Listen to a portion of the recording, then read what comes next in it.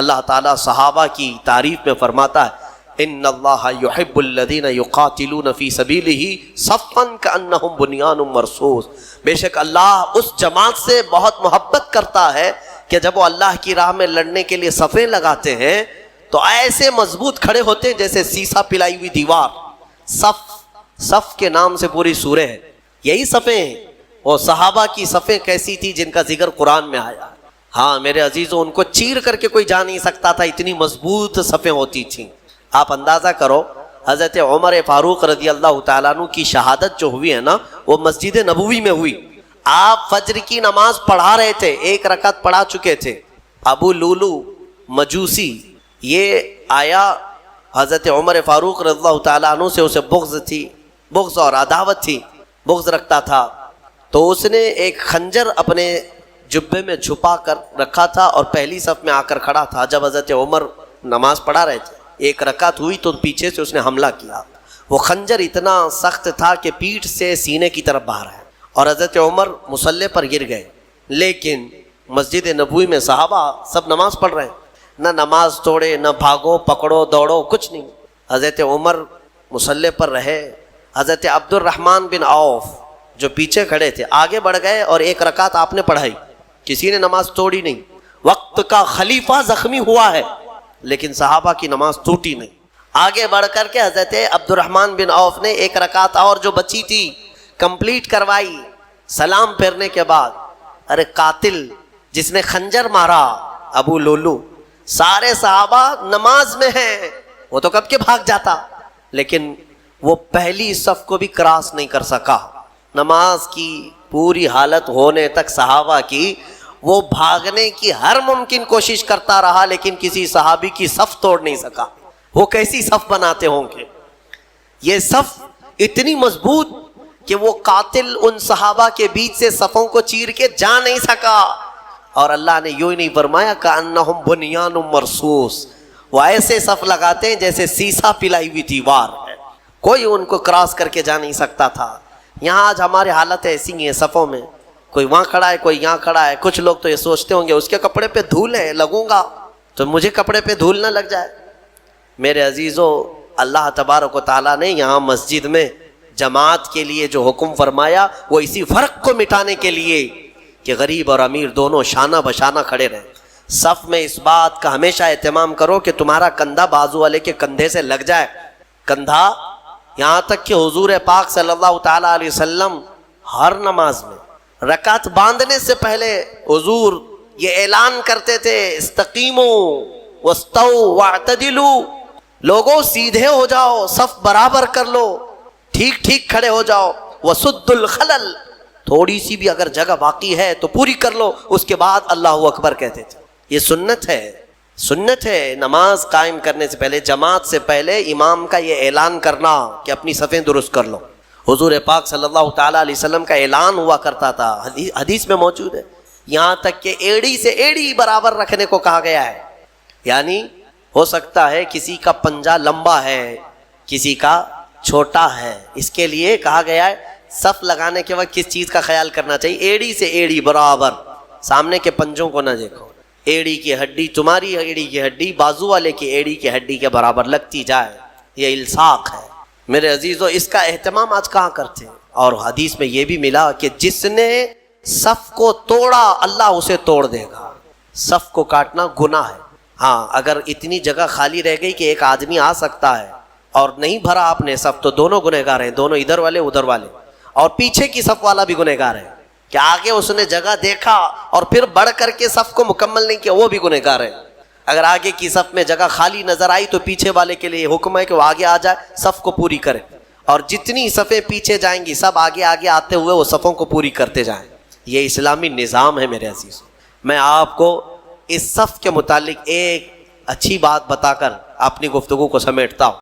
تو عرب کے جو اکثر لوگ تھے وہ کسریٰ کی طرف جھکے ہوئے تھے، کیونکہ ان کے بھی یہاں بتوں کا رواج زیادہ تھا، یہ بھی اہل کتاب میں سے نہیں تھے، اور یہ کسریٰ کی طرف زیادہ جھکے ہوئے تھے۔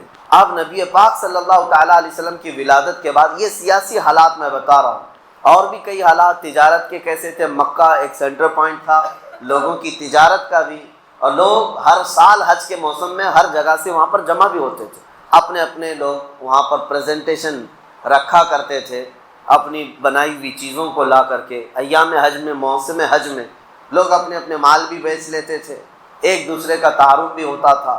اس زمانے میں نبی پاک صلی اللہ تعالیٰ علیہ وسلم کو ہر جگہ سے لوگ آ کر کے دیکھتے اور متاثر ہوئے بغیر کوئی نہیں جاتا تھا۔ یہ اس زمانے کے حالات میں نے آپ کو بتائے۔ اور پھر نشانیاں یہ بھی جاننا ضروری ہے سیرت سے پہلے کہ اچانک حضور صلی اللہ تعالیٰ علیہ وسلم مکہ میں ظاہر نہیں ہو گئے، بلکہ حضور کے ظاہر ہونے سے پہلے پوری کائنات میں عجیب و غریب نشانیاں بھی پیدا کی گئی۔ اہل عرب بھی جانتے ہیں، اور یہ تاریخ کا حصہ ہے اور یہ سیرت کا حصہ ہے کہ جس سال نبی پاک صلی اللہ علیہ وسلم کی پیدائش ہوئی، اب میں خصوصیات گنا رہا ہوں، آج پہلا دن ہے سیرت کا، اس کے بعد انشاءاللہ باضابطہ ہم سیرت کا درس کریں گے۔ آج صرف میں روشنی ڈال رہا ہوں سیرت ہے کیا۔ حضور کی پیدائش کے سال پورے مکہ میں جتنے بھی عورتوں کے بچے ہوئے سب لڑکے پیدا ہوئے، ایک بھی لڑکی نہیں پیدا ہوئی۔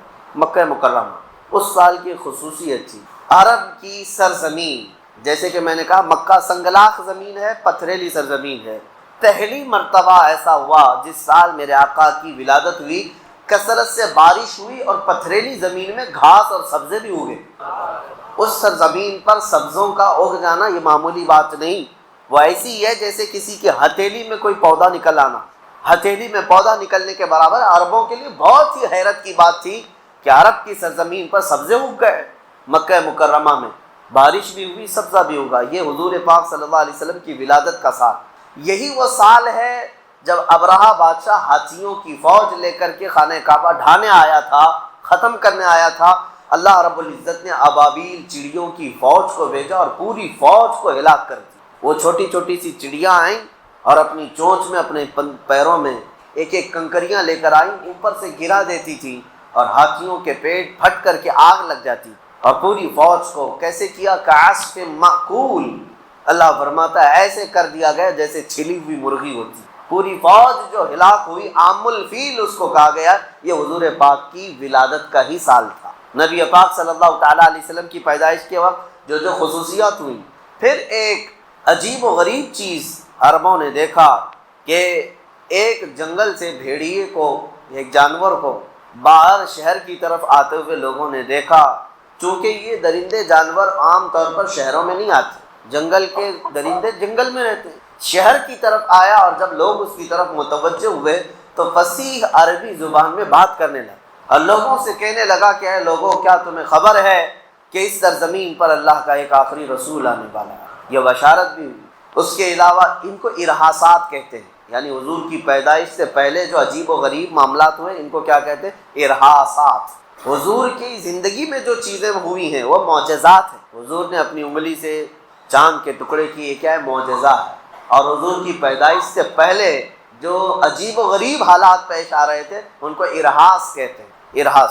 تو اور اس کے علاوہ ایران میں، ملک فارس میں دو ندیاں، بحیرہ ساوا اور ایک سماوا۔ بحیرہ ساوا، بحیرہ چھوٹی ندی کو کہتے ہیں، یہ پوری سوکھ گئی تھی، سوکھی ہوئی ندی تھی، کئی سالوں سے اس میں کوئی پانی نہیں تھا۔ لیکن جس سال نبی پاک صلی اللہ تعالیٰ علیہ وسلم کی ولادت ہوئی، اچانک وہ ندی پورا پانی سے بھر گئی تھی۔ کہاں سے پانی آیا، کیسے بھری، کسی کو نہیں معلوم، لیکن وہ بھی ایک بہت عجیب بات تھی پوری دنیا کی۔ اور بحیرہ سماوا، ایک اور ندی جو لبالب بھری ہوتی، یہ حضور پاک صلی اللہ علیہ وسلم کی ولادت کا دن تھا، 12 ربیع الاول شریف۔ وہ بحیرہ سماوا اچانک ایسی سوکھ گئی کہ زمین کے بھی حصے نظر آنے لگ گئے، ایک بھی پانی کا بوند نہیں تھا۔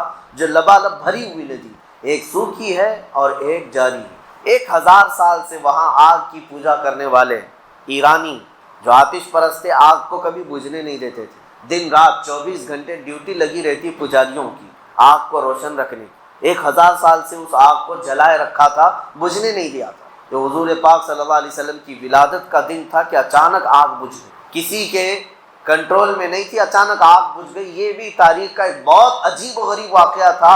1000 سال جس کی تاریخ ہے بجھنے نہیں دیا گیا، وہ اچانک کیسے بجھ گئی؟ اور اس کے علاوہ کسریٰ بادشاہ کے محل میں اچانک دراڑ پیدا ہو گئی، جو محل کبھی ہلانے سے ہل نہیں سکتا تھا، ان کا چیلنج تھا، وہ حضور کی ولادت کے دن دیوار شک ہو گئی، زلزلہ آیا۔